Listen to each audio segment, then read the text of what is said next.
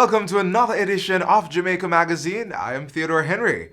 Let's not forget that the new mantra is, work smart, work safe.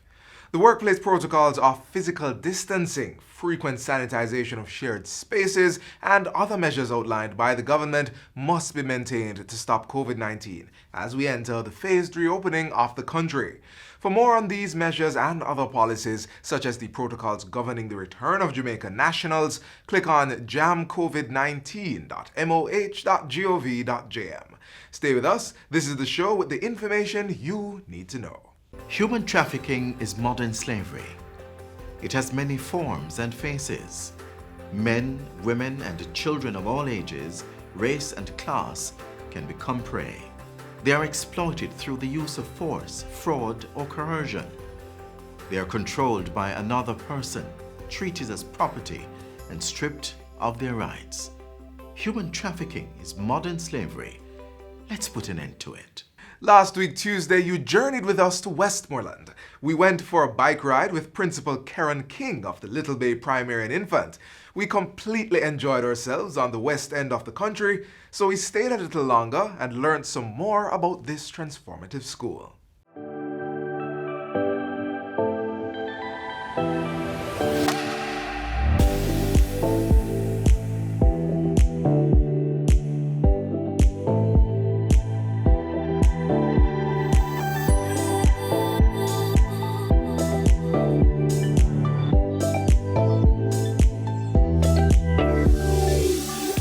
A school garden is an extremely important part of our school. It forms part of our nutritional initiative that we have.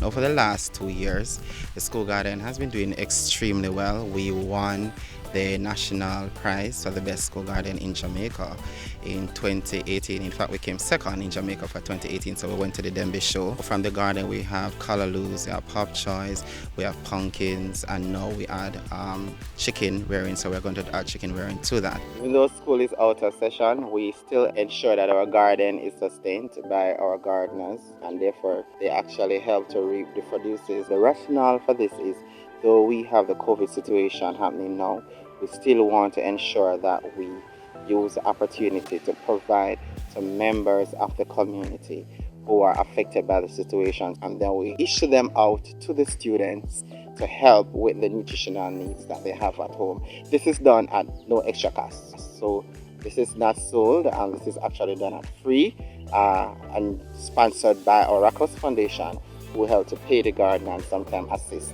with what we do here. Part of our goal with the garden is to ensure sustainability in terms of everything that's happening. Then we distribute them to the community to ensure that the nutritional needs are met during this COVID situation.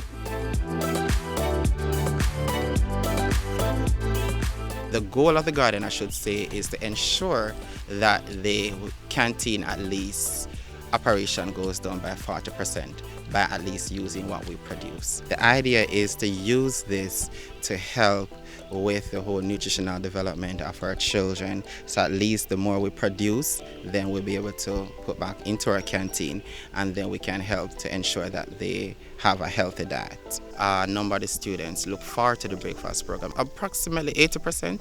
It's a big thing. In fact, they come to school pretty early to ensure that they receive breakfast. So it's a big program for us, and it's a big initiative. And the breakfast program is free of cost. It's at no additional cost to the children.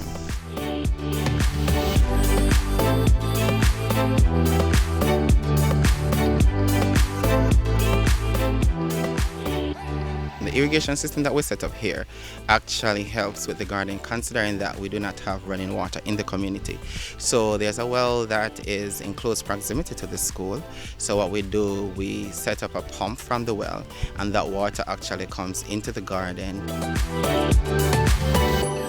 We're looking at setting up a greenhouse, and then with that greenhouse, what we want to look at more is doing cabbage, herbal plants, and different things. As I said, the aim of the school is to become a self-sustainable institution and also become self-sufficient. So what we want to do in the short term is set up what we call a farmers market, and then from that we can supply to like the guest houses and different things. So we don't just want to produce for ourselves, but we also want to commercialize and also sustain the other entities around the community, as opposed to having community members going and to the town or to the city, which is pretty far. Then we can also use the school garden as a means to supply the local cottages and also the homes in the village.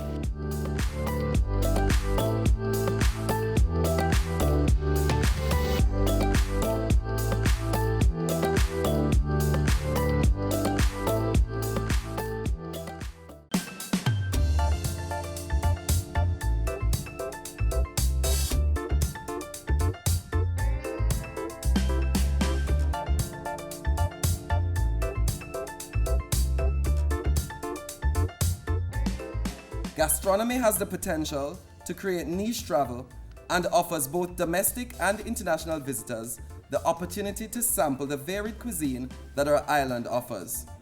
From a road food experience to gourmet 5-star Jamaican dining, our chefs, both trained and untrained, are among the best and the most creative in the region, and we should capitalize on this as there are so many unique experiences that can be created.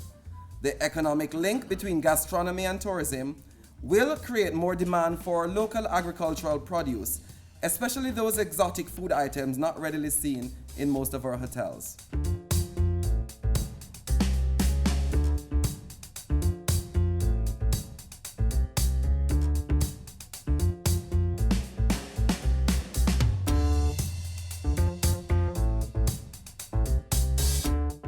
More than 100,000 persons lost jobs when the tourism sector closed as a result of COVID-19.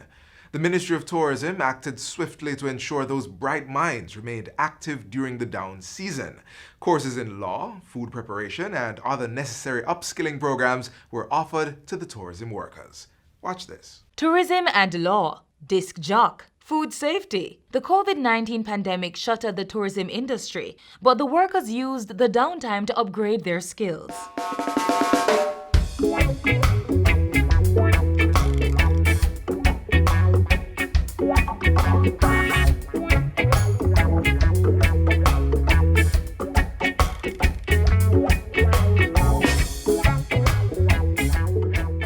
Not 1,000 or 3,000, but approximately 5,000 tourism workers have gone back to the classroom virtually. They are engaged in online training in a number of key skill areas. I'm currently doing the hospitality team leader course. The journey has been fun. I'm learning a lot. I didn't expect to be learning so much. When I go back to work, I can bring it back and use it in my day-to-day duties. The Tourism Workers Online Training Program is part of the government's thrust to ensure the continued development of employees in the sector. It's particularly targeted at workers who were laid off due to the closure of hotels linked to the COVID-19 pandemic. We have ensured that all categories of workers, those both who are in furlough as well as those who are laid off, have had access to training in one area or another. Within days after its launch, the free online training program was oversubscribed. The initial budget of $6.1 million had to be increased to $11.5 million. The training is offered by the Jamaica Center for Tourism Innovation in partnership with the Tourism Enhancement Fund, the Hart National Service Training Agency, the Universal Service Fund, the National Restaurants Association, and the American Hotel and Lodging Educational Institute. A few of the courses have already been completed, while others will run until late July 2020. The online training began with an initial 11 courses.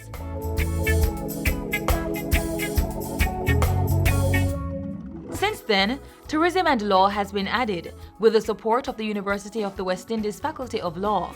Approximately 60 industry workers are enrolled in this specific program, which prepares individuals to deal with issues such as sexual harassment.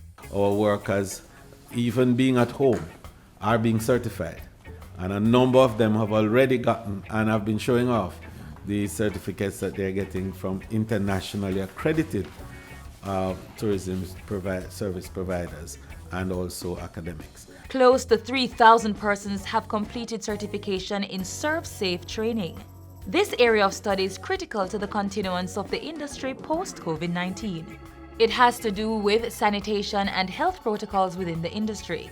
In addition, 55 candidates have successfully completed the Certified Restaurant Server course.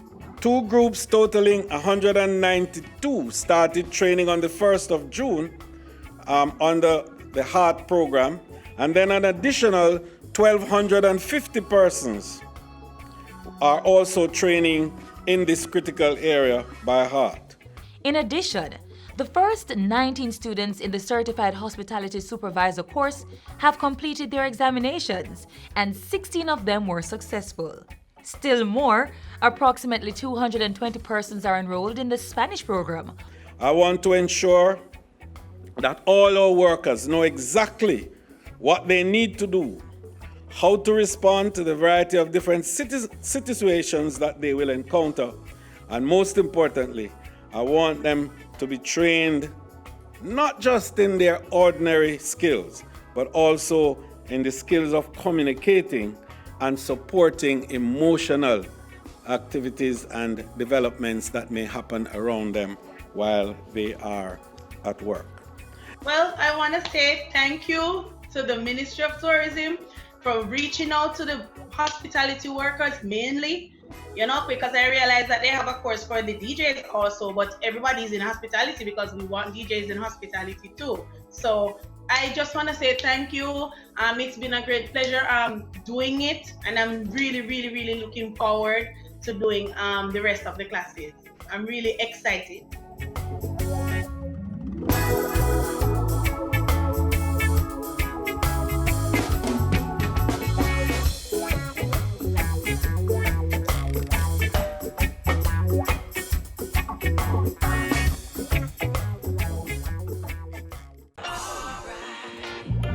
Let's get some fire on our hearts. Now that is what we call alright. Run, come, get some Jamaica. Yesterday, Jamaica welcomed its first batch of tourists since March. Approximately 6,000 visitors are expected in the island by the end of June. For more on those figures, let's hear from the Portfolio Minister.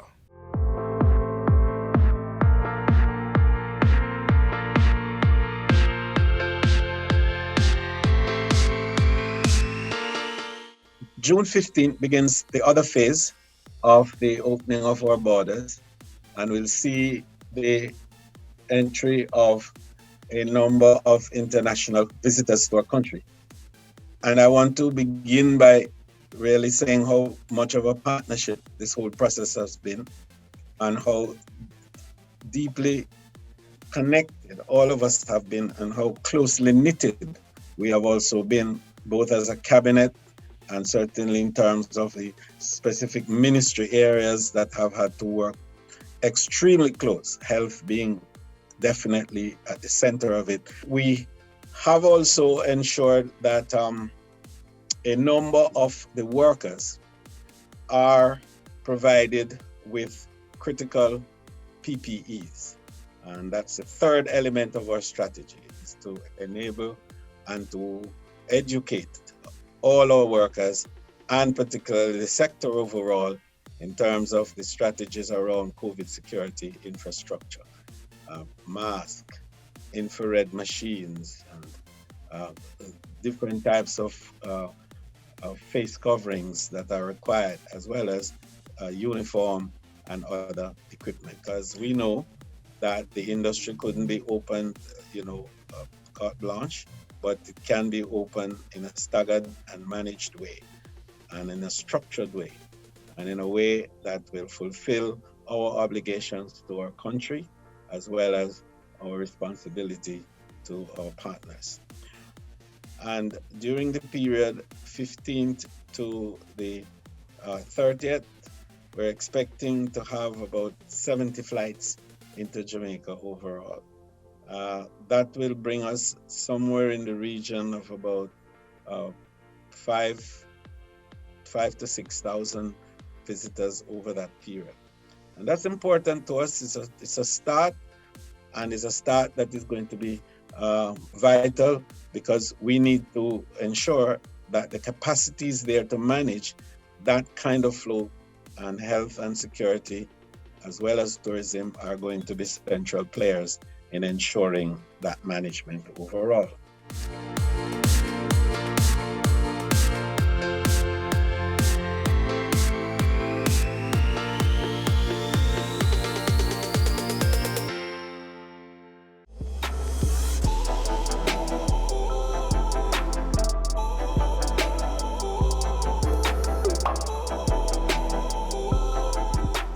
Today, Jamaica celebrates Diaspora Day. We take pride in the successes of Jamaicans on the world stage, and as the saying goes, every corner of the earth has a Jamaican. We thank you, our foreign nationals, for never forgetting your roots. Take a look now for more on this very important observation.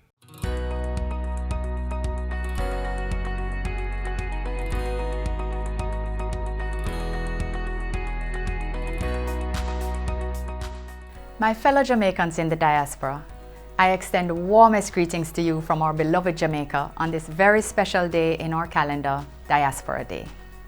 So many of you are unsung heroes who continue to excel on the international stage and to shine in your communities.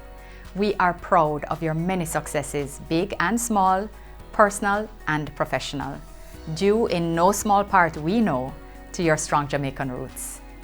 This year's milestone is even more important as the world grapples with the COVID-19 pandemic. I therefore pay special tribute to our doctors, nurses, and other essential frontline workers who continue to risk their lives every day. I commend and thank you for your selfless service and sacrifice. These past few months have been an incredibly challenging time for all of us. Many of you have lost family members and loved ones, and many your livelihood. On behalf of the government of Jamaica, I extend our deepest sympathies to all of you who have suffered loss. The pandemic has also affected the way in which we socialize and interact with each other, including with our families, making even grieving more difficult than before. As we manage our own challenges here, we stand with you during this difficult period. And speaking of difficult periods, it would be remiss of me to not recognize the current movements and calls for action to address systemic racism globally, and in particular in the countries where we have our largest diaspora populations. As we share in the pain and outrage caused by the incidents which have put new focus and energy behind the calls for justice, the government of Jamaica, as we have done across administrations and for decades, continues to promote the unifying ethos of our motto, out of many, one people. Even as we work on our own challenges nationally, we also call globally for the recognition of human rights and dignity of all people and the removal of discrimination of any kind, including racism. Indeed, we continue to work for a just world for all, even as we meet the challenges of safety and good health. Notwithstanding actual distance and now social distancing, we have found creative ways to maintain our strong connections as a family. Indeed, the challenges of COVID-19 have given rise to innovations and new opportunities through technological advancement to keep us engaged both personally and professionally. Many of these will serve us well in the future. Significantly, the pandemic has served to highlight the best of our people, who have clearly demonstrated the generosity of the human spirit. I was particularly touched by the acts of kindness displayed by Jamaicans in the diaspora, who went beyond the call of duty to support many of our countrymen and women who are stranded abroad and experiencing great hardship. You have undoubtedly been your brothers and sisters' keepers. Your efforts, coupled with those of the Jamaican embassies, high commissions, consulates, and private sector companies, highlighted the inextricable interconnectedness between Jamaica and its diaspora. It's within that context that the government is continuing its efforts to formalize the involvement of the diaspora in Jamaica's development. As we take concrete steps to regain a sense of normalcy, both at home and in your respective countries of residence, we must forge ahead with courage and renewed hope. Let's come together in a spirit of oneness to continue to build our communities and our nation. The diaspora will emerge from this crisis stronger together. Now that we're moving closer to fully open borders, I very much look forward to welcoming you home again to our beautiful shores in the not too distant future. One love and happy Diaspora Day.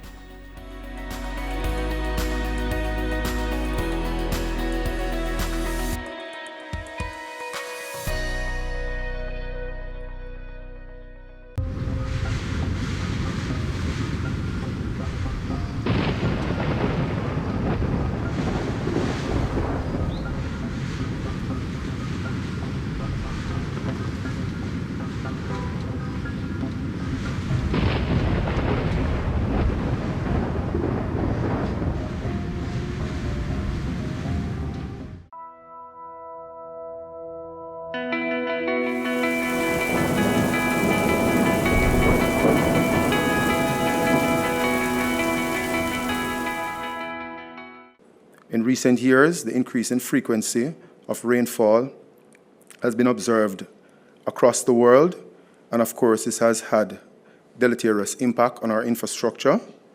Some of the areas of vulnerability for the NAA to focus on includes flooding, landslides, and of course, road-river interactions. 15% of our main road network is actually prone to flooding. 7% of our main road network is prone to landslide, and 20% of our bridges are situated in flood-prone areas. The impact of climate change on our network causes the NAA to examine the hazards that we have to treat with, and these include we're having more hot days, greater wind speeds, more frequent intense precipitation, and increased coastal storm intensity, and also sea level rise. What does this mean for the impact on our network? Pavement failure, landslides, breakaways, flooding, coastal erosion.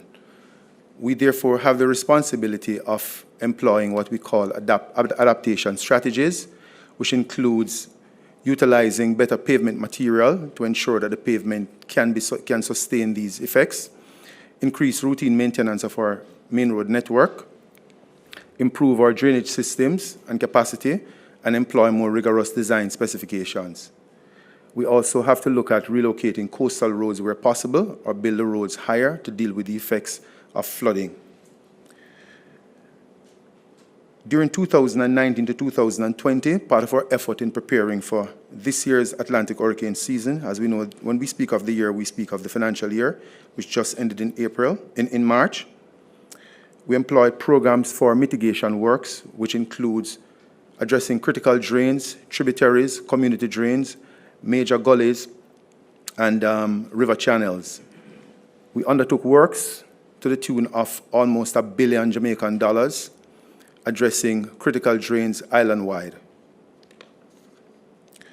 Our objective is to build resilient infrastructure, which includes bridge construction, drainage improvement, retaining walls, and river training works.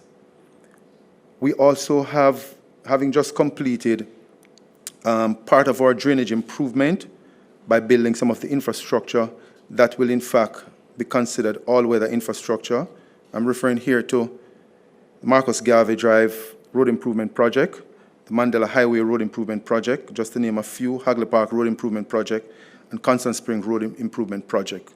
Our business plan for 2020-2021 as part of the mitigation strategy includes targeting, once again, our critical drains, tributary and community drains. Ladies and gentlemen, we carry out our drain cleaning program on a cyclical basis where we do drain cleaning in May, June. At this point in time, we are embarking on our first drain cleaning program for the financial year. The second one will be done during the summer, and the third one is usually at the end of the hurricane season, which is November, December. And as you can see there, we also have plans for some river training. This year, In light of the budget support that we receive, we will be carrying out at least $354 million worth of work. Part of our business plan as well in upgrading our infrastructure includes the Southern Coastal Highway Improvement Project, which we have started, and our responsibility is to deal with the eastern leg of it, which is between Harborview to Yallahs and Yallahs to Port Antonio. We'll be looking at putting down 4-lane roadway, as well as 2-lane roadway from Yallahs to Port Antonio, and the 4-lane goes between Harborview to Yallahs. All of this is part of building a resilient infrastructure network that can withstand the effects of climate change. Of course, as you can see there as well, we are trying to complete at this point in time our Kingston Junction Road is between Broadgate and Agualta Vale. This certainly will reduce the effects of landslides and land slippage that we have to contend with through that corridor. Part of our disaster management strategy, there are 5 areas that we focus on. One is preparedness strategy. The other one is response strategy. The third is our recovery strategy. And the fourth is development strategies, a long-term basis. And the fifth one, of course, is our mitigation strategy. And hastening along, the National Works Agency has undertook what we call hazard mapping of our flood-prone areas. And as you may be aware, that approximately half of the population actually lives in what is deemed flood-prone areas, which are along our coastline, which is where the towns of most of our parishes are situated. Our future plans is to focus on areas such as part of building the resilience of the network, a Notabeta Buff Bay Shoreline Protection Works, North Gully Improvement Project, and the Falmouth Dragline, which is an area we know is prone to flooding. The NAA also have commenced work on building what we call a public safety network, which will connect the JDF, the JCF, fire stations, OPM, our own offices, NAA, hospitals, and other government offices. And of course, we are creating a high-speed broadband communication network for our intelligent transport system. The aim is to eventually establish a public safety network linking together systems for traffic management, crime management, and emergency management as we partner with our various government agencies. In concluding, infrastructure is fundamental. Without the necessary infrastructure, economic growth cannot be realized. Our philosophy, therefore, is to ensure that the nation's road transportation infrastructure is appropriately maintained and made more resilient. Climate change requires us to take adaptive measures now and to save lives. And of course, we are continuously learning. Every year, the situation changes and we have to treat with it. Sometimes it begins in June, sometimes perhaps earlier. So our disaster management is a learning exercise for us. The National Works Agency is ready and we are prepared.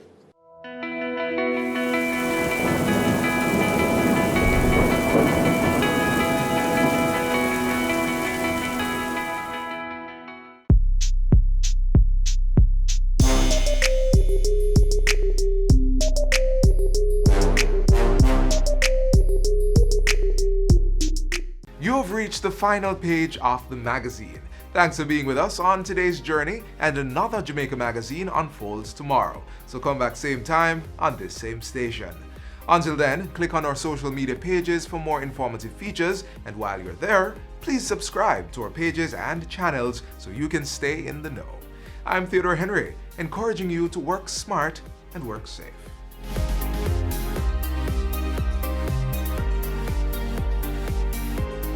This has been a production of the Jamaica Information Service, the voice of Jamaica.